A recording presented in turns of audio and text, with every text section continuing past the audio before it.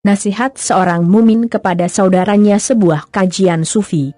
Pengajian Syekh Abdul Qadir Al-Jilani. Artikel dikompilasi dalam audio supaya memudahkan saudaraku memahami dan menghayati isi artikel, terutama bagi saudaraku yang mempunyai waktu terbatas untuk membaca karena kesibukan masing-masing. Semoga Allah memberikan rahmat-Nya kepada kita semua. Beliau berkata, kalbu orang-orang beriman senantiasa bersih, suci dan melupakan makhluk, terus-menerus mengingat Allah Azza wa Jalla, melupakan dunia, mengingat akhirat, melupakan apa yang ada padamu, dan mengingat apa yang ada di sisi Allah Ta'ala. Kalian bisa terhijab oleh mereka dan seluruh apa yang ada pada para makhluk itu, disebabkan kesibukanmu dengan dunia dan melalaikan akhirat. Kalian meninggalkan rasa malu di hadapan Allah Azza wa Jalla, sehingga kalian tersungkur di sana. Karena itu terimalah nasihat kawan Anda yang mukmin dan Anda jangan kontra. Karena Dia yang tahu apa yang ada pada dirimu, hal-hal yang Anda tidak tahu tentang dirimu. Karena itu Rasulullah SAW bersabda, orang mukmin adalah cermin bagi sesama mukmin. Mukmin yang benar dalam nasihatnya bagi sesama mukmin akan menampakkan kejelasan apa yang tersembunyi pada saudaranya, yang bisa membedakan mana yang baik dan mana yang buruk. Ia mengenalkan mana yang menjadi kebaikan dan mana yang berdampak keburukan. Maha suci Allah yang telah memberikan anugerah di hatiku untuk menasehati makhluk, dan hal demikian telah dijadikan sebagai hasrat besarku. Saya menasehati dan saya sama sekali tidak menginginkan imbalan. Sebab akhiratku telah menjadi bagian sukses bagi diriku di sisi Tuhanku Azza wa Jalla. Aku tidak mencari dunia, karena aku bukan budak dunia, juga bukan hamba akhirat, bahkan bukan hamba selain Allah Azza wa Jalla. Aku tidak menyembah kecuali hanya kepada Sang Pencipta, yang Esa, yang Maha Sanan Kadim. Kepuasanku ada pada kebahagiaan kalian, dan kedukaanku jika kalian hancur celaka. Jika aku melihat murid yang benar dan benar-benar telah meraih kemenangan melalui diriku, aku merasakan kepuasan dan kelegaan, bahkan kegembiraan, karena bagaimana hal itu terjadi melalui diriku? Anak-anak muridku. Hasratku adalah Anda, bukan diriku. Jika Anda bisa berubah, itu demi Anda, bukan demi diriku. Aku hanya menggambarkan pelajaran, dan sesungguhnya yang membuat aku senang, semata karena ini semua hanya untuk dirimu. Wahai para kaum sufi, tinggalkan takabur di hadapan Allah Azza wa Jalla dan takabur di hadapan sesama makhluk. Lihatlah kadar diri Anda, dan rendah hatilah dirimu.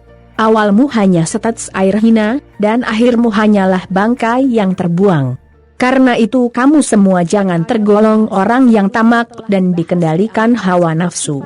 Hawa nafsu yang mendorong Anda untuk memasuki pintu-pintu penguasa untuk mencari sesuatu dari mereka, untuk mendapatkan bagian atau pemberian mereka, padahal bagian yang diberikan itu begitu hina dina. Kanjeng Nabi SAW bersabda, siksa paling dahsyat dari Allah Azza wa Jalla pada hambanya, adalah ambisinya si hamba untuk meraih apa yang tidak dibagikan padanya. Betapa celakanya, wahai orang bodoh terhadap takdir dan bagian dari Allah. Apakah kalian menyangka bahwa generasi dunia ini mampu memberikan bagian pada kalian, hal-hal yang bukan bagianmu?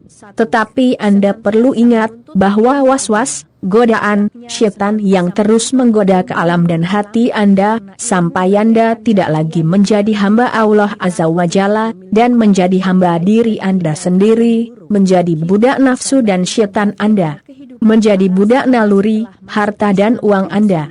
Hati-hatilah mana tempat kemenangan dan kebahagiaan sampai Anda mampu menempuh jalan ubudiyah Anda. Di antara para ulama sufi mengatakan, siapa yang tidak mengenal tempat kebahagiaan hakiki, pasti tidak pernah bahagia. Anda mengetahui tempatnya, tetapi Anda hanya mengenal melalui kedua mata kepala Anda, bukan dengan mata hati dan rahasia batin Anda. Iman Anda hanya melintas belaka, sampai Anda hanya melihat tidak dengan penglihatan hakiki. Allah Azza wa Jalla berfirman, sesungguhnya bukan mata yang buta, tetapi yang buta adalah mata hati yang ada di dalam dada. Si tamat yang memburu dunia dari tangan makhluk telah menjual agama dengan debu, menjual apa yang abadi dengan yang fana, lalu dia tak mendapatkan kedua-duanya. Sepanjang iman Anda kurang, Anda merasa kurang dengan dunia dan kehidupan Anda hanya untuk merebut sesama, sampai agama Anda tergadaikan dan Anda merasa bisa makan dari mereka.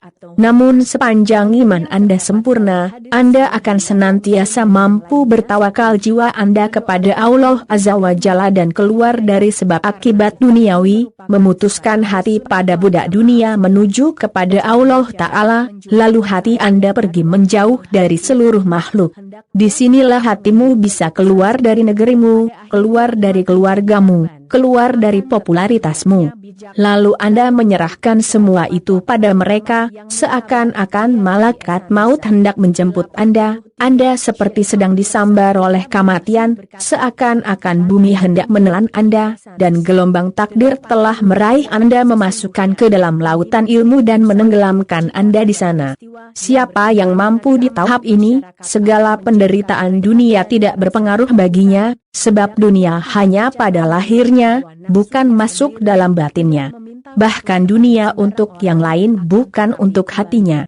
Wahai para kaum, jika Anda semua mampu melakukan apa yang saya sebutkan itu, mampu mengeluarkan sebab akibat dunia dan ketergantungan padanya dari hatimu, Anda akan meraih kemenangan dari segala segi. Jika Anda tidak mampu meraih semua itu, paling tidak sebagian ajaran itu Anda dapatkan. Nabi kita bersabda, kosongkan dirimu dari problema duniawi semampu, semaksimalmu, anak-anak muridku.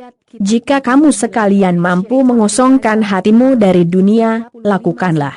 Jika tidak, maka cepatlah larikan hatimu menuju kepada Allah Azza wa Jalla. Gantungkan hatimu pada rahmat Allah Ta'ala, sampai problema dunia keluar dari hatimu, karena Allah Azza wa Jalla Maha Kuasa atas segalanya dan Maha Mengetahui. Pada kuasanya lah segalanya tergenggam. Kokohlah di pintunya, mohonlah agar hatimu disucikan dari selain dirinya, lalu dipenuhi iman dan marifat padanya, mengenalnya dan cukup dengannya, jauh bergantung pada makhluknya. Mohonlah agar dianugerahi yakin, dan kemesraan kalbu bersamanya, kesibukan fisik untuk taat padanya. Mohonlah semuanya darinya bukan dari selain dia. Jangan sampai Anda menyerahkan pada sesama makhluk, tetapi serahkan padanya, bukan lainnya. Engkau bermuamalah dengannya dan baginya, bukan bagi yang lain. Anak muridku, kefahaman teoritis dan ucapan, tetapi tidak disertai amal kalbu, membuat Anda tidak bisa melangkah kepada Allah Ta'ala, walaupun selangkah. Perjalanan adalah perjalanan kalbu. Kedekatan adalah kedekatan rahasia kalbu. Amal sesungguhnya adalah amal hakiki disertai disiplin pada aturan syari dalam gerak fisik badan kita, dan tawadhu, rendah hati, kepada Allah Azza wa Jalla dan kepada para hambanya. Siapa yang mengukur dirinya dengan hasrat diri sendiri, maka tidak akan dapatkan ukuran benar.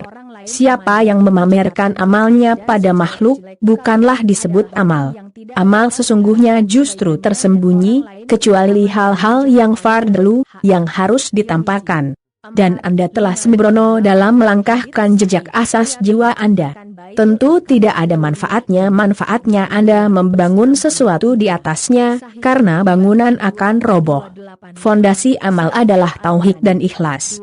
Siapa yang tidak berpijak pada tauhid dan ikhlas, tidak akan meraih amal.